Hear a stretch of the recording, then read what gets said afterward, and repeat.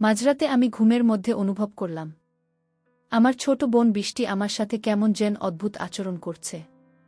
আমি তখন ঘুমে বিভোর। আমি মনে করেছিলাম হয়তো আমি স্বপ্ন দেখছি। একটু পর তার এই অদ্ভুত আচরণের কারণে আমার ঘুম ভেঙে যায়। আমি তখন দেখতে পেলাম আমার ছোট বোন বৃষ্টি আমার সাথে এক ধরনের পাগলামি করতে শুরু করেছে। আমি তো তার এই সব দেখে খুবই আশ্চর্য হই। তারপর আমি ওকে বললাম, বৃষ্টি, তুই আমার সাথে এগুলো কি করতেছিস? তুই লজ্জা শরমের মাথা খেয়ে ফেলেছিস নাকি? আমি তোর আপন বড় ভাই, তারপরে তুই?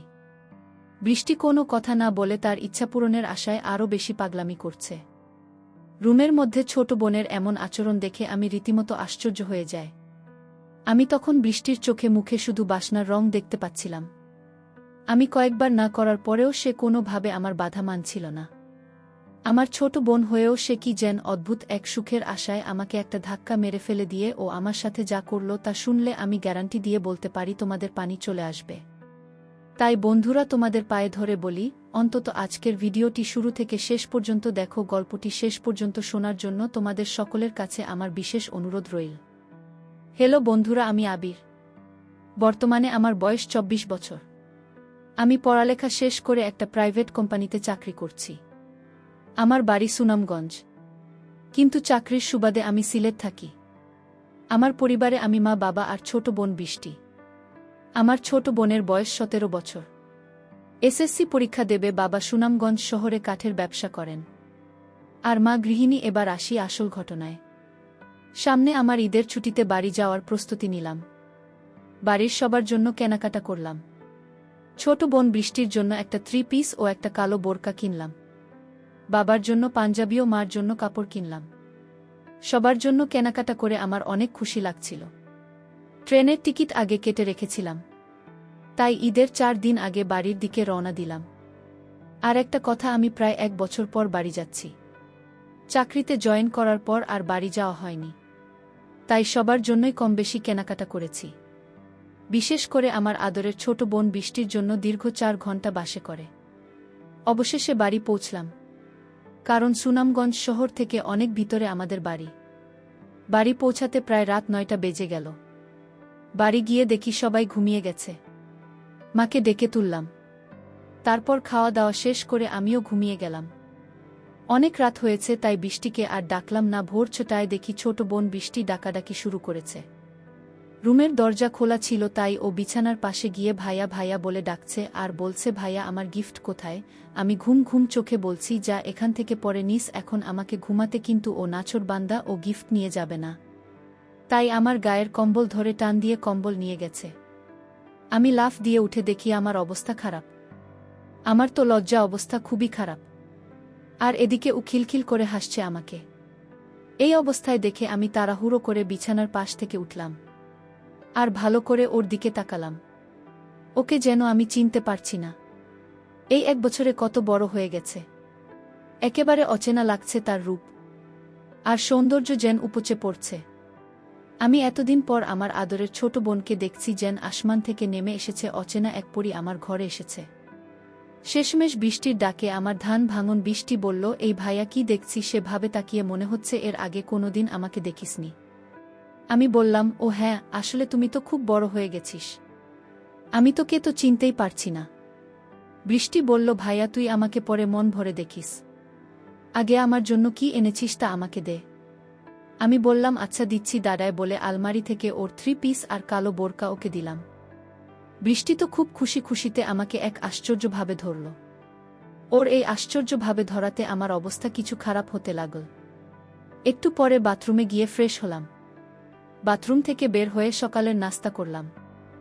নাস্তা করে রুমে বসে মোবাইলে গেম খেলছিলাম। এমন সময় বৃষ্টি এসে বলল, ভাইয়া ঈদে আমাকে নিয়ে সুনামগঞ্জ চা বাগানে ঘুরতে যেতে হবে। আমি বললাম, ঠিক আছে যাব। তারপর ঈদের আগের 2 দিন আমরা ভাই বোন মিলে অনেক জায়গায় ঘোরাঘুরি করলাম। ঈদের দিনও আমরা ভাই বোন মিলে ঘুরতে বের হলাম। বৃষ্টি বলল, অনেক দিন হয় জাফলং যাওয়া হয়নি, চলো আমরা জাফলং ঘুরতে যাই। আমি বললাম, জাফলং তো অনেক দূর, আমরা কিন্তু একদিনে ফিরে আসতে পারবো না। বৃষ্টি বলল, আমি এত কিছু জানি না, আমাকে নিয়ে যেতেই হবে। কিভাবে নিয়ে যাবে আমি জানি না। দরকার হলে ওখানে হোটেলে 1 রাত থাকব, তারপরও যাব। আমরা তো আপন ভাই বোন, প্লিজ ভাইয়া তুমি না করো না। আমি বললাম, আচ্ছা আমাকে বল, যদি যেতে তাহলে যাব। আমার ছোট বোন বৃষ্টি খুবই চালাক। সে কিভাবে যেন মাকে রাজি করিয়ে ফেল। তার পরের দিন আমরা দুই ভাই বোন মিলে বেরিয়ে পড়লাম জাফলং এর উদ্দেশ্যে। যেতে যেতে দুপুর হয়ে গেল। ওখানে গিয়ে আগে থাকার ব্যবস্থা করতে হবে। যেহেতু গিয়ে ওখান থেকে দিনে দিনে আসা যাবে না, তাই আমরা দুজনে মিলে হোটেল খুঁজতে লাগলাম। ঈদের পরে হওয়ায় হোটেল খুঁজে পাওয়া যাচ্ছিল না। অনেক খোঁজাখুঁজি করে অবশেষে ছোট্ট একটা রুম পেলাম, তাও সিঙ্গল কি আর করা, ঈদের ছুটিতে সবাই ঘুরতে এসেছে, তাই সব বুকিং। এজন্য সিঙ্গল রুমই নিলাম। তারপর ব্যাগ গুছিয়ে কিছুক্ষণ বিশ্রাম নিয়ে বের হলাম ঘুরতে। বৃষ্টি এমন পোশাক পরেছে যা দেখে বুড়ো থেকে জোয়ান পোলাপান সবাই শুধু ওর দিকে ভেতরে তাকিয়ে থাকে। আমার অনেক রাগ হচ্ছে, কিন্তু কাউকে কিছু বলতেও পারছি না। এর মধ্যে এক ছেলে আর এক ছেলেকে বলছে দেখে ওই পাগলা একটা জিনিস চাইছে। আরেক ছেলে বলল, বন্ধুই মনের কপালটা খুব ভালো। এই শুনে আমি রেগে ওদের কাছে যেতে চাইলে বৃষ্টি আমাকে বাধা দিল। তারপর আমরা ভাই বোন অনেক মজা করে ঘুরলাম, সারাদিন ঘুরে হোটেলে ফিরলাম সন্ধ্যায়। তারপর আমরা ভাই বোন মিলে রুমে গিয়ে ফ্রেশ হয়ে আবার হাঁটতে বের হলাম। আমাদের সাথে পাশের রুমের নতুন বিবাহিত স্বামী স্ত্রী জুটি বের হল। তারা আমাদের ডাক দিয়ে বলল, আপনারাও কি হাতে বের হচ্ছেন? বৃষ্টি বলল, হ্যাঁ। আপনারাও কি হাতে বের হলেন? উনারা বলল, হ্যাঁ। আমরা বের হলাম। ছেলেটা বলল, চলুন না আমরা একসাথে হাঁটি। এলাকাটা পরিচিত না, তাই লোক বেশি হলে ভয় লাগবে না। আমরাও রাজি হলাম। তারপর গল্প করতে করতে তাদের সাথে পরিচিত হলাম। ছেলেটার নাম হলো রাকিব, আর মেয়েটার নাম পায়েল।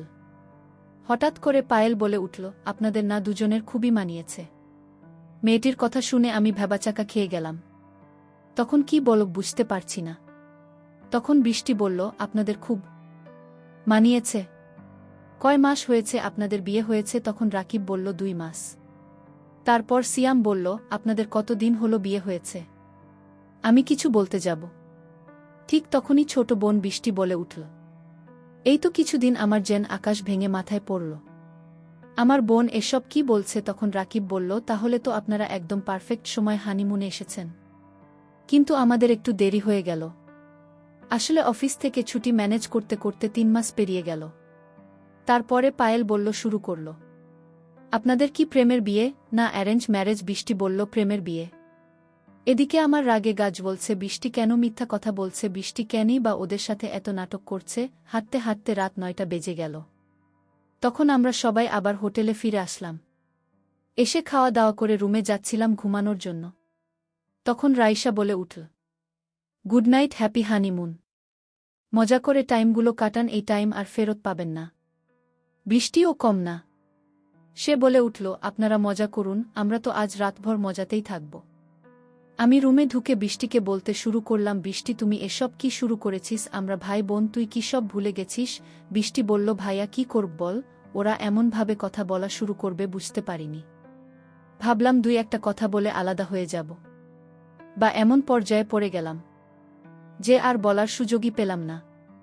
এখন আর কি করা, এখানে 2-4 দিন না হয় আমরা স্বামী স্ত্রী হয়ে কাটিয়ে দেই।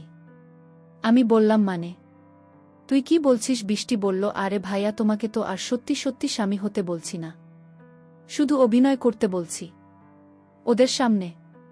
আমি বললাম, ওহ, তাহলে শেষ পর্যন্ত আপন বোনের স্বামী হতে হবে। আচ্ছা ঠিক আছে, আজ থেকে তুই আমার বউ। বৃষ্টি বলল, ঠিক ভাইয়া, তুই এগুলো কি বলছিস?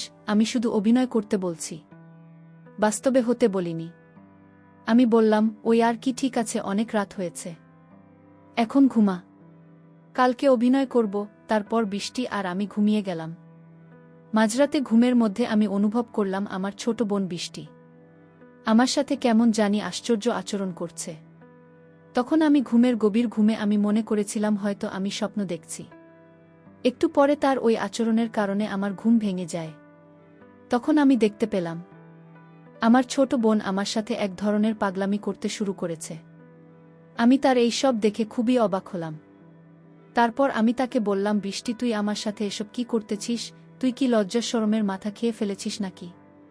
বন্ধুরা, ভিডিও মাঝখানে একটা কথা বলতে চাই। আমি তোমাদের আনন্দ দেওয়ার জন্য খুব কষ্ট করে ভিডিও বানাই, তাই তোমাদের কাছে অনুরোধ থাকবে অবশ্যই এই ভিডিওটি দেখে একটি লাইক করবে এবং চ্যানেলটি সাবস্ক্রাইব করে পাশে থাকবেন। আমি তোর আপন বড় ভাই। এরপরেও আমি লক্ষ্য করলাম আমার ছোট বোন বৃষ্টি কি যেন এক ইচ্ছা পূরণের আশায় আরও বেশি পাগলামি করছে। রুমের মধ্যে ছোট বোনের এমন আচরণ দেখে আমি রীতিমতো হতবাক হয়ে গেলাম। তখন আমার ছোট বোনের চোখে মুখে শুধু বাসনার রং দেখতে পেয়েছিলাম। আমি কয়েকবার না করার পরেও সে কোনোভাবে আমার বাধা মানছিল না। আমার ছোট বোন হওয়ার পরেও সে কি যেন এক বিশেষ সুখের আশায় আমাকে একটা ধাক্কা মেরে ফেলে দিল। তারপর সে যেন একেবারে পাগল, মানে একেবারে উন্মাদ হয়ে গেল। আমার ছোট বোনের যেটা কৌশল তা আমি জানতাম। 5 মিনিটের মাথায় আমার ঘুমন্ত আর নিস্তেজ অবস্থায় তাকে এমন করে দিল। আমার কাছে মনে হলো যে আমি আর কোনোভাবে থাকতে পারছি না। তার আশ্চর্য কৌশল, এর জাদু পেয়ে আমি তো প্রায় উন্মাদ হয়ে গেছি। সবশেষে আমার এমন অবস্থা হলো, তখন আমি বন্ধুরা সেই বিষয়টা আর ভাবার কোনো সুযোগ পেলাম না যে কে ভাই আর কে বোন। তখন শুধু মনের মধ্যে একটা ইচ্ছা, পাশে থাকা মেয়েটিকে আপন করে পাওয়ার। কিন্তু মেয়েটি যে আমার আপন বোন তা আমার মাথায় নেই। এই সময় বন্ধুরা এমন অবস্থা হয় তখন কোনো কিছু বোঝার অবস্থা থাকে না। আমারও ঠিক সেই রকমই হয়েছিল। আমার কাছে মনে হয়েছিল যেন আমি মোমো আর আমার পাশে যেন আগুন জ্বালিয়ে রাখা হয়েছে। সেই আগুনের তাপে আমার সবকিছু গলে ছিন্নভিন্ন হয়ে যাচ্ছে। বারবার কেঁপে উঠছে আমার গা। আমিও তখন অজানা কোনো সুখের আশায় আমার ছোট বোনের সাথে তাল দিতে শুরু করলাম। সে আমার তাল পেয়ে মনে করল তার হাতে স্বর্গে এসে ধরা দিয়েছে। তখন আমি সিদ্ধান্ত নিলাম যা হবার হবে। এখন যে কঠিন সময় আমার কাছে এসেছে তার মোকাবেলা আমাকে করতে হবে। ছোট বোনের কাছে কোনো কিছুতেই আমাকে পরাজিত হতে দেওয়া যাবে না। তারপর আমি চরমভাবে নেমে গেলাম।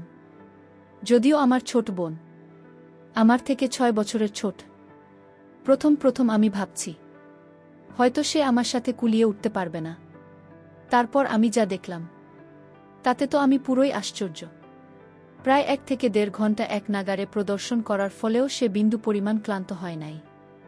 প্রায় 1 থেকে 1.5 ঘন্টা পর কোনো এক রূপকথার রাজ্য থেকে মনে হলো আমরা পৃথিবীতে ফিরে এসেছিলাম। বন্ধুরা, তারপরেও সেখানে আরও একদিন থেকেছিলাম। আর সেই একদিনেও আমার ছোট বোনের সাথে আমার এরকমই হয়েছিল। বন্ধুরা, ঘটনাটি আমার অতীতের একটি অপ্রত্যাশিত ঘটনা, যা হয়তো তোমাদের বিশ্বাস হবে না। তারপরেও এটাই সত্যি বন্ধুরা, এই পৃথিবীতে হয়তো এরকম কিছু ঘটনা ঘটে যা কখনো বিশ্বাসের অযোগ্য বলে মনে হয়। তারপরে ওইসব ঘটনা বাস্তব। আমার ক্ষেত্রেও ঠিক তেমনি হয়েছিল। সবশেষে আমি তোমাদেরকে বলবো, বন্ধুরা, যখন কোনো ছেলে অথবা মেয়ে সাবালক হয় তখন প্রত্যেকটা মানুষ, মানে ভাই হোক, বোন হোক অথবা বাবা বা অন্য যে কেউ হোক না কেন, তাদের সকলের শালীনতা থাকা প্রয়োজন। একসাথে বসবাস করা, একসাথে থাকা, সব কিছু থেকে পৃথক থাকা উচিত। এতে করে মানুষের ইচ্ছা কম থাকবে। তাহলে হয়তো এরকম ধরনের নিষিদ্ধ দুর্ঘটনা আমাদের সমাজে কম হবে। আর সবচেয়ে বড় কথা হচ্ছে, আমাদের সমাজে যে সমস্ত লোকেদের এরকম ধরনের মন মানসিকতা, তাদের প্রত্যেকেরই চরিত্রটা সংস্কার করা প্রয়োজন। বন্ধুরা, আজকে এই পর্যন্তই। আবারও আসব তোমাদের মধ্যে নতুন কোনো গল্প নিয়ে। গল্পটি যদি তোমাদের ভালো লাগে তাহলে একটি লাইক দাও। প্রতিদিন রাতে আমি তোমাদেরকে এরকম মজার নতুন গল্প উপহার দিব। তাই তোমাদের বিশেষ অনুরোধ করে বলছি, তোমরা যদি এরকম ধরনের মজার গল্প পেতে চাও তাহলে দয়া করে আমার চ্যানেলটি সাবস্ক্রাইব করো। অবশেষে তোমাদের সবার সুস্বাস্থ্য কামনা করি। ভিডিওটি দেখার জন্য তোমাদের সকলকে অসংখ্য ধন্যবাদ।